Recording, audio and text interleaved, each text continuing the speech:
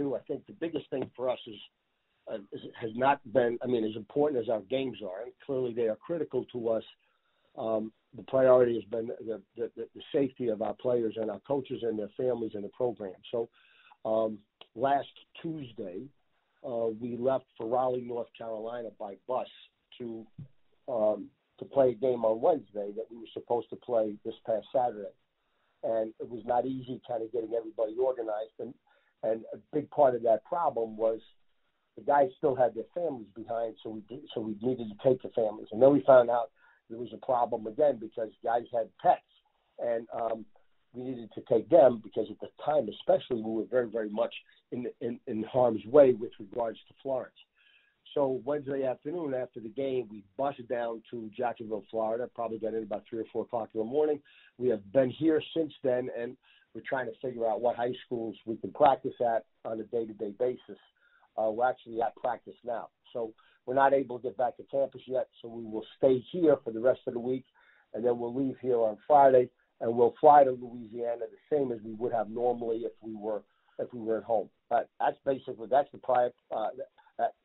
that's the most important stuff going on with us. Thank you, Coach. Our first questions come from Alan with the Sun News. Please go ahead, Alan. Hey, Coach. So what if you can kind of just run through what are some of the team activities you guys have done?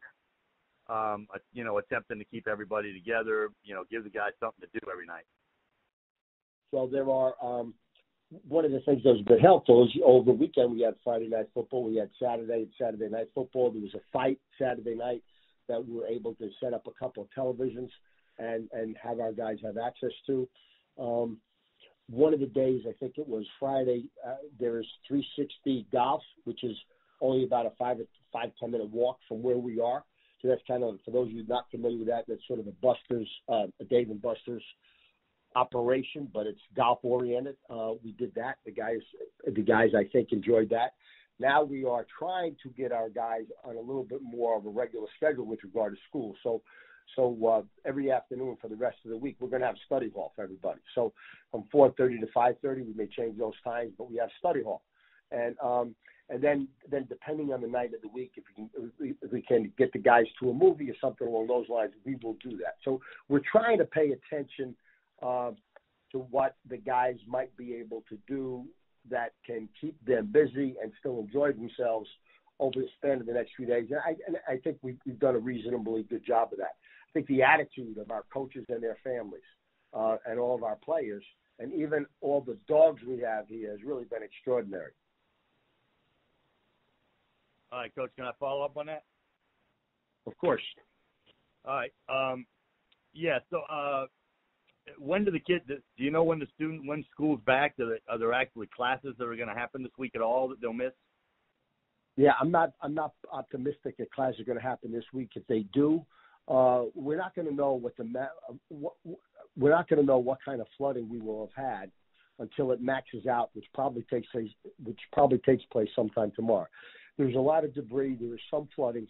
Clearly, we did not get hit as badly as we could have, so we're fortunate along those lines. But we're certainly going to have flooding, and we don't know the extent of that yet.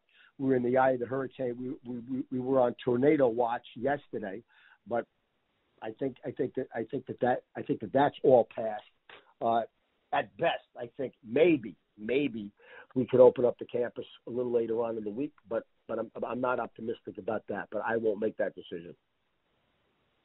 Okay, and last thing for me would be, I would think for football purposes, you try to make everything as normal as possible. Is that something you will even attempt to do in a week like this, in preparation for a game? Well, I think the answer is yes and no. In other words, our guys, we don't make believe that things are not issues if we have issues. So, for example, if it's really, really hot, we don't ask the guys to toughen up. It's hot. We tell them it's hot. We've got to adapt and adjust. If it's really, really cold, we tell them the same thing. So, we're going through. We're in the middle of a state of emergency, and our guys know that and understand that. So, to get to practice, it takes us 45 minutes one way. That does not count getting dressed. It does not count taping. It does not count anything else.